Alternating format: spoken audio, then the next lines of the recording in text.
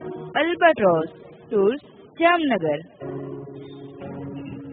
Marine national park Bharat का सबसे पहला जामनगर के नजदीक आया हुआ दुर्लभ दरियाई जीव सृष्टि से भरा हुआ और देखने लायक पिरोटन टापू।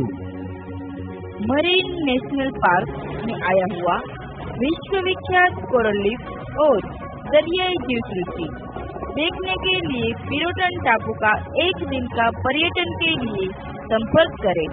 तरह तरह की मछलियाँ जैसे कि स्टिंगरे, गोल्डफिश, ऑक्टोपस, समुद्री काकड़ी, जेलीफिश, स्टारफिश और विभिन्न प्रकार के दरियाई वनस्पति, पक्षी और डॉल्फिन देखने के लिए पिरोटन टापू टूर करें।